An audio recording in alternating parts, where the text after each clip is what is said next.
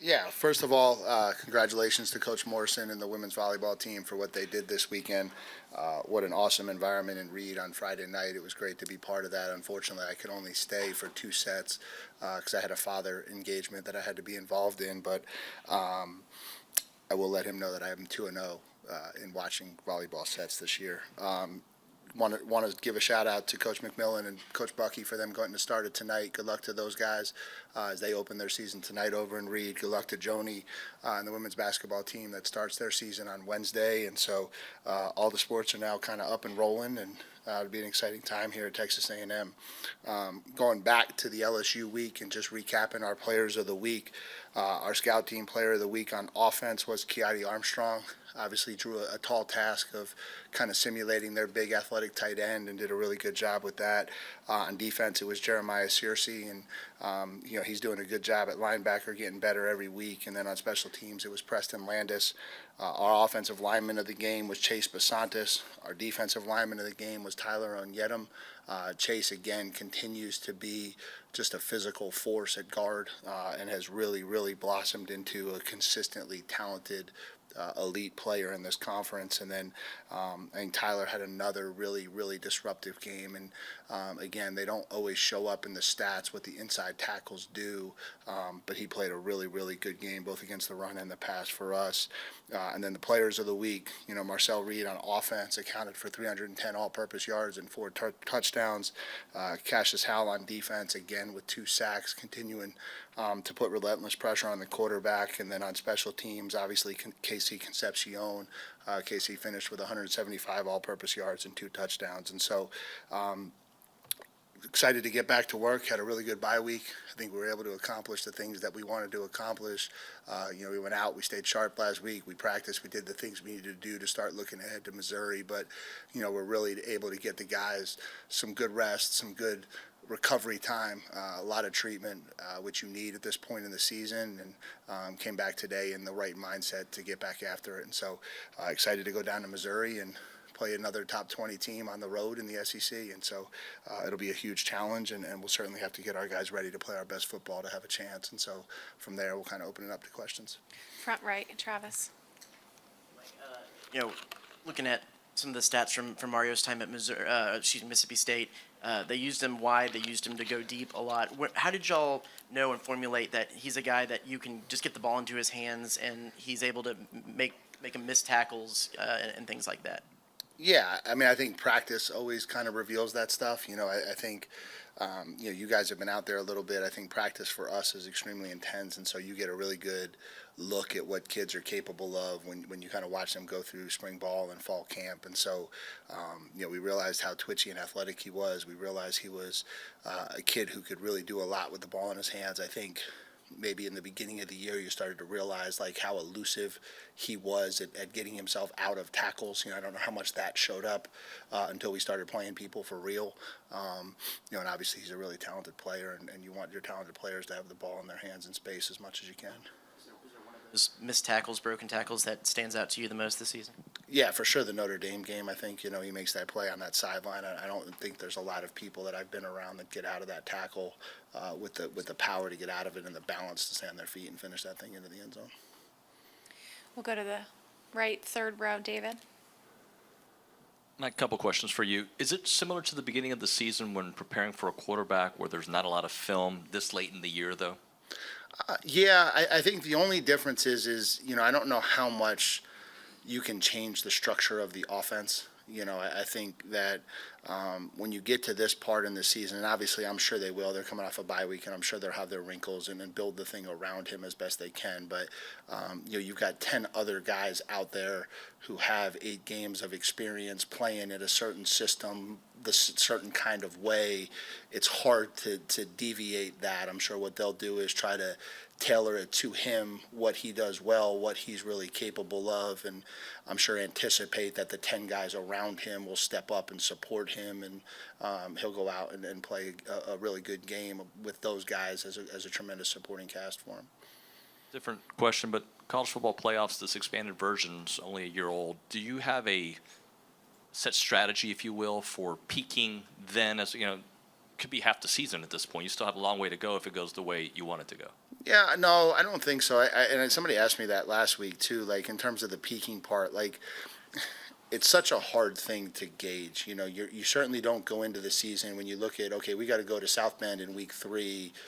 We're going to identify week 9 as, you know, when we want to peak. I think you're trying to push this growth mindset in your program that, you know, we've got to come out of the blocks ready to go. You know, no team is their best version in the start of the season. You want to really be a team that grows every single week and really understand that the best teams and the teams that are standing at the end get significantly better as the year goes on. And, you know, and then hopefully get into this month of November where, you know, everything's at stake and you understand the urgency of that better maybe than we did last year, and you continue to see that growth through the month of November, which then I think leads to people talking about, oh, it looks like they're peaking, but I think it really kind of just step ladders all the way through the season if you do it the right way. We'll go to the left second row, Alex. 2 questions about Missouri's offense, similar to David's question. Just on the tape that you have on Zollers, what has stood out to you about the way he's played a quarterback and the time he has? Yeah, I mean, there's obviously not a ton of film. You know, we went back and watched his high school stuff, watched the part that he played in the Vanderbilt game. Obviously, you know, he's a talented kid. I think he throws the ball really well. The ball jumps out of his hands. You can see that. So anticipate him being able to make all of the throws and, you know, see what he can do with his feet. He's an athletic kid, and so yeah, I think he'll present a lot of challenges to us. And they're leading the conference in rushing, and Hardy's leading the way. Just what have you seen from him and maybe that offensive line that's just made them so effective running the ball this year? Yeah, you know, he's a really talented back. He's big, he's powerful, he runs through tackles. I think you see that consistently. He's always leaning forward, and so, you know, he always gets more than is blocked, and I think that's obviously a testament to being a really good running back. And then I think, you know, systematically they do a really good job of running the football. I think that's the kind of the blueprint of Eli Drinkowitz offense is, you know, they're going to base it out of the stretch run game. They're going to have the complementary pieces of it, but you go all the way back to NC State, and that's the one thing that stays the most consistent throughout his time is they have a really, really strong system in how they run the football that they're committed to, and they do it really, really well. Coach, we'll go to the back right, Chris. You, when you have success, you get a lot of end of the year nominations for big awards for individuals on the team. Do you address that at all within the group and with the guys that are up for all these big end of the year awards? No, I don't think we talk about it. Again, I talk about this always, and I think this is so critical in a lot of these conversations, but I have 2 jobs here. The head football coach doesn't talk about those things at all. He doesn't talk to players about individual awards. He doesn't talk about those types of things. Those things are completely irrelevant to the job at hand, right? The job at hand is to figure out how to play our best football Saturday against Missouri, and none of that stuff is going to have anything to do with that. Then there's the CEO part of my job that it's my responsibility to push our players for those awards, right? And so behind the scenes with our media team, with our branding team, we want to make sure that we're doing the things as a program and as a university that we need to do for people to become aware of the types of seasons some of our guys are having, because it matters, right? It matters that our players get the recognition that they deserve for playing the way that they play. And, you know, those 2 things then become intermingled because in order for them to win any of those awards, they're going to have to play the next 4 games at a really high level, which means they're going to have to focus on one game at a time and the preparation and what it takes to go out and play really, really good football on Saturday. And so you kind of blend it all together that way. Front left, Tony. Obviously, you're facing a defense here that's like top 5 in the conference in a lot of categories. I'm curious to see the bye week. Does that help to kind of look at, you know, get that extra week to kind of work, or does it really matter? You know, the plan is what it is. Yeah, it's interesting because when they have the bye week too, it probably is kind of a balance. You know, we're going to look hard and look harder at what they do. They're going to have more time to adjust what they do, you know, and so those 2 things go hand in hand. I think it becomes a big advantage if you have a bye week and they don't, right, and you get 2 weeks to prepare and they only have 4 or 5 days. When you're working on the same timeline, it helps but you also then have to be ready for like what adjustments or what changes or what wrinkles are you going to see because they had the extra time to get ready as well. All the way in the back, Tyler. And Mike, you talked about your team, playing with a sense of urgency. Teams like Missouri that you're playing, they are desperate for wins. Well, mathematically, you guys aren't. It seems like your team has been playing, I don't know if desperate's the word, but with a sense of urgency. What do you attribute that to? Yeah, I think we are desperate. I tell them all the time, we have earned everything that we've got, right? We've got a record, we've got a ranking, we've got opportunities that we have worked really, really hard to earn. And every single Saturday, someone's coming in and trying to take all of that from us. And that's the urgency that we have. In terms of Missouri, obviously they're a team that's still young. This is the challenge that you have in college football today is, they're still very much alive for the playoff. This is a playoff game for them. They obviously know they're going to have to win out in order probably to get in. And so, this is a huge opportunity for them at home on a big stage to make a statement that they're going to go chase a spot in the playoff. And so there's a lot more of that nowadays than there's been in the past when only 2 or 4 teams were making the playoffs. And so, in a lot of ways, this is a playoff game on Saturday in Columbia. To the left, second row, Aaron. Hey, Coach. One thing you've really pressed over this season is mindset, not worrying about the past. Just coming off of this bye week, what's the biggest difference mindset-wise you've seen from the players and I guess your fellow coaches as well? Yeah, it's hard to tell if there's a difference. The differences always seem to show up on Saturday. And so I think we understand where we're at. I think we understand the task at hand. I think we understand to be in the moment and to focus on being in the moment. But all of that's got to play itself out on Saturday. Third row, Matthew.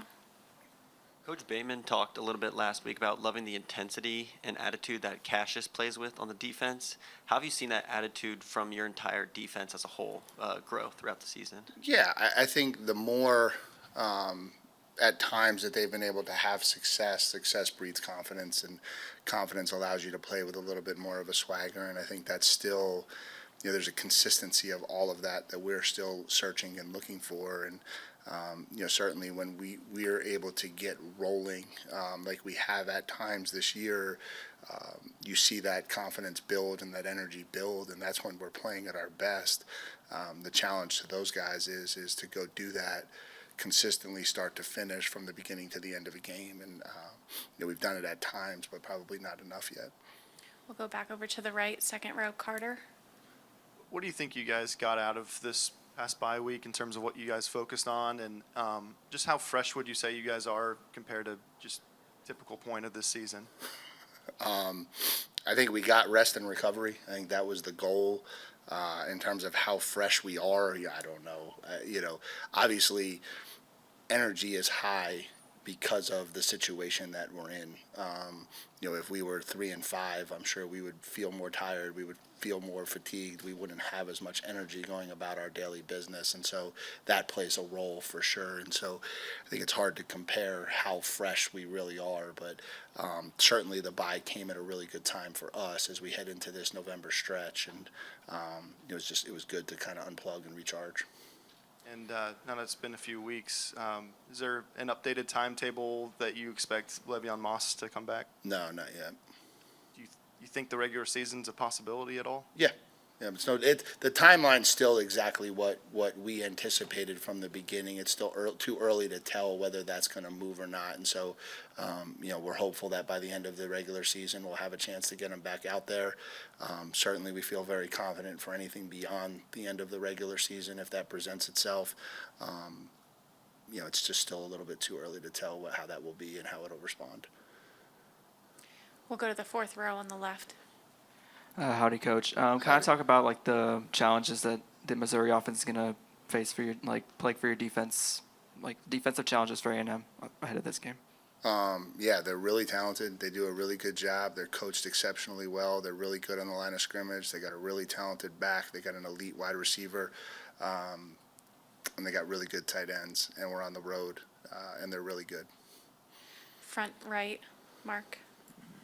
Mike, you had 2 freshmen out there on defense for critical points against LSU, Marco Jones and Noah McHale.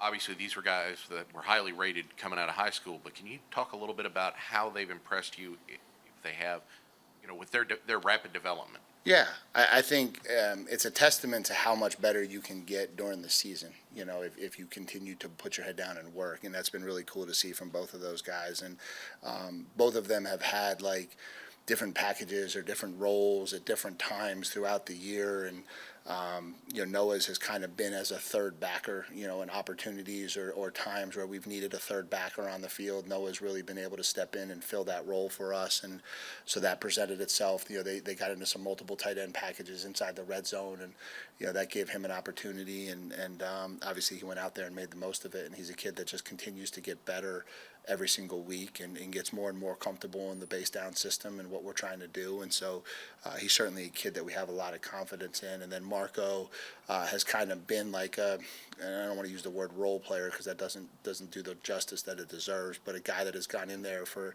a handful of snaps here and there and given us rush and given us, as drives extend, he becomes a rally guy for us. And so again, another kid that we have a lot of confidence going to whenever we need to. And I think just with the way the snap counts were, he was out there at a critical time in the LSU game. Back over to the left, fourth row, Rob. Howdy, Coach. Howdy. So we got via the Pulse, we got a sneak peek at your halftime speech at LSU. And basically you talked about how the fact that even with all the mistakes, they were just up by 4. The big deal has been about finishing, but with no momentum going to that second half, how proud are you of your guys that they responded, that you said you've got to go make game-winning plays, and they went out there and did it, and you said that we run them out of the building, and you did. Yeah, I don't remember anything I said at halftime. I think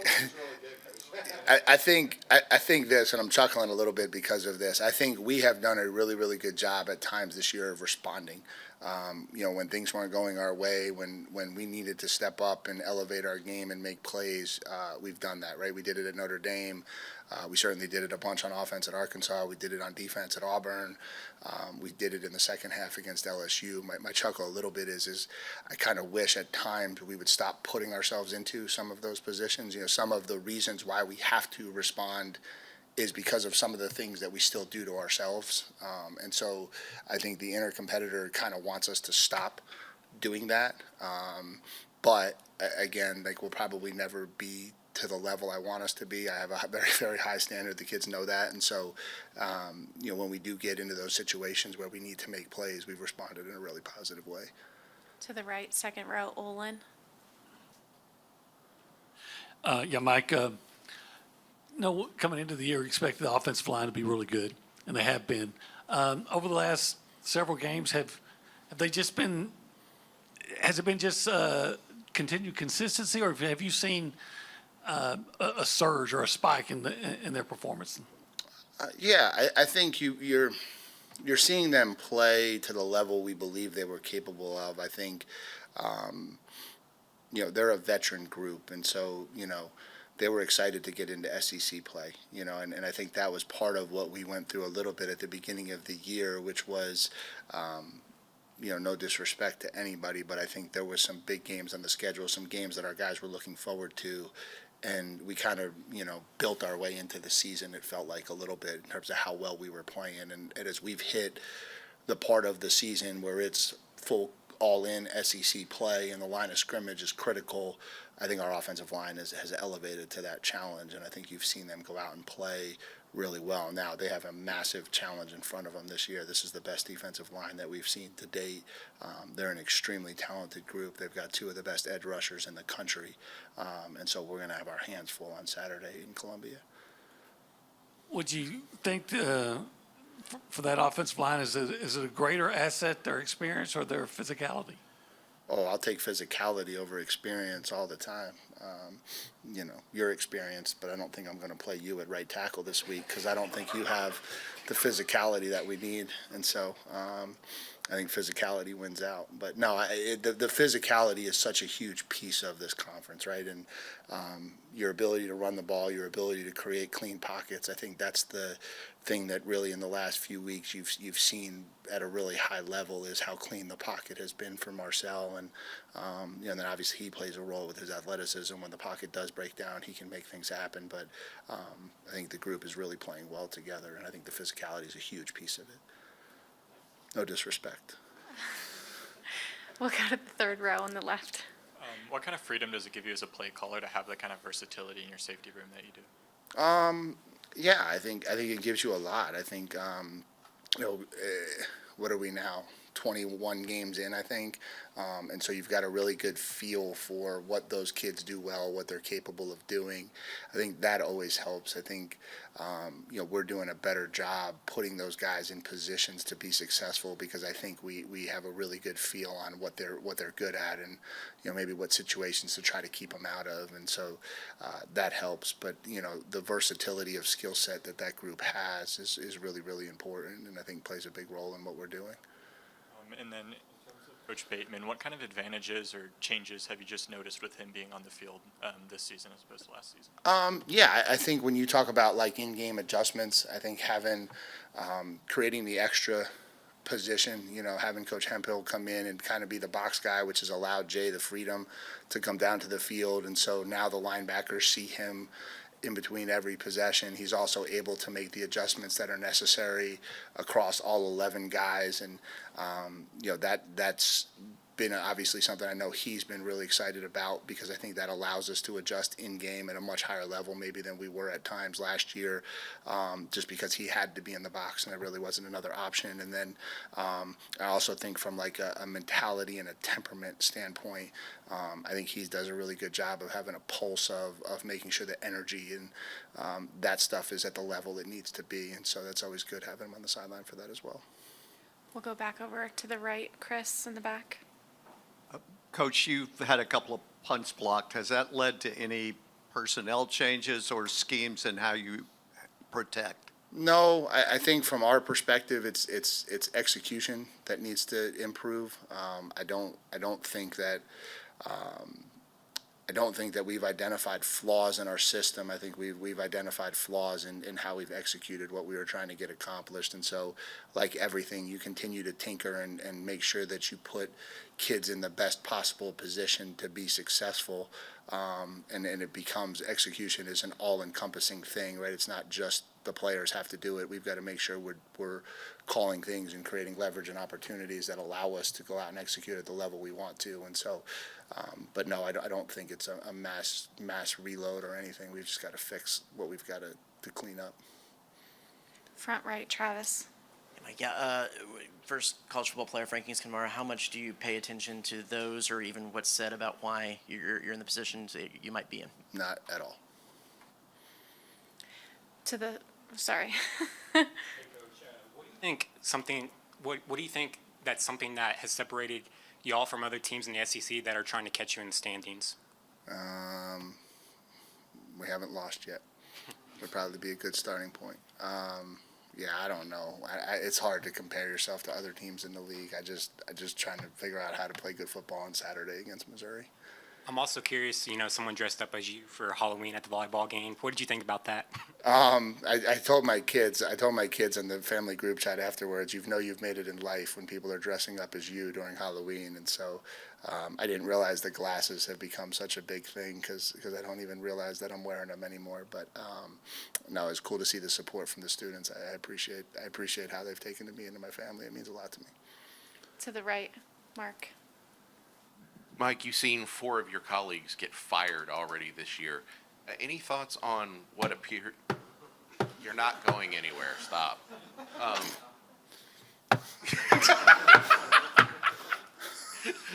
Anyway, any thoughts about what seems to be an increasingly quick trigger to get rid of guys that have otherwise had some fairly decent success? Yeah, I think you're giving a good platform for me to make a case for myself, so I'm going to do that right now. I think this is what I've said a lot about this, and I really truly believe this, Mark. I think people are having a really hard time adjusting to what is becoming a new era of college football. Like if you look at the SEC, I was just reading some of these stats. I think I read somewhere that there's been like 27 one-score games in the SEC this year, more than we've had in a really long time. I think there were 6 games last week, 5 of them came down to one-score games.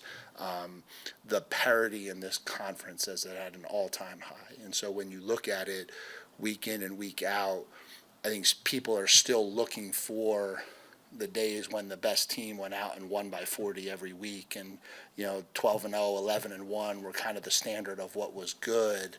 I think a lot of us as coaches have continued to try to preach like it's not the same feeling anymore. It doesn't feel like that's what's really good. What's really good is finding a way to win enough games to get yourself into the playoff where you have a chance to go make a run at this thing. And I think, I just think that's how modern college football is. And much like you see in the NFL happen, you see more spikes and swings. Team makes the Super Bowl, maybe doesn't make the playoff the next year, bounces back and goes to the Super Bowl. You see that consistently at times in the NFL because of the parity, because of how hard it is to win. That's what's creeping into college football, and I'm not sure that everyone from a fan base, from a supporter, has identified that. And so my opportunity to maybe preach. Anything else for Coach? Good. Oh, one more. Run more. Just under the whistle. No. Right here. We can Rob. do that one too. Go ahead. Oh, I'm sorry. Donna, I didn't see you back there. All good. I know the lights are getting That's away. okay. Just wanted to ask you about, we've talked about the physicality that this defensive line has shown this year and last year too, but what is it about Coach Spencer that's made him so successful seemingly to develop all this talent? Yeah, I think it's a collaborative group. I think obviously he does a really good job with the culture and the energy in the room. I think we made a little bit of a shift to get Coach Stan Watson a little bit more involved with our edges this year. I think that's paid off at a really high level, and then I think what Coach Tony Girardetti brings to the table is really good too. And so I think we've got 3 really good football coaches in that room, and I think they collectively do a really, really good job with their piece of building the culture, the physicality, the toughness that we're looking for. And then we'll finish it out with Rob. Coach Morrison made a comment that he feels like it's a really special deal here at A&M with all the head coaches and how they're all supporting each other. Do you kind of feel that? Would you speak upon that? Yeah, I think we all kind of identify what it's like to be a coach in these high levels. I think we all have aspirations for our programs to be elite. We talk about culture within our program, and I think it's as important that we have culture within our department, and it's all the same. I think we're all extremely competitive. We all want what's best for us, but we also want what's best for everybody else too, and you want to see everybody else succeed. And so I think when coaches can get together collaboratively in an athletic department and do that, it certainly makes it a lot easier for us to get in front of our team and ask for the same thing from them. And so and I think it helps I think a lot has been made about me and what I've done, but honestly, I'm just a big sports fan, and so I enjoy being at sporting events. I enjoy supporting our teams. I don't do it for show. I do it because I appreciate what they're doing and what they're putting into it, and any chance I get to go out and support, I'd love to take it. All right. Thank you, Coach. Thank you, guys.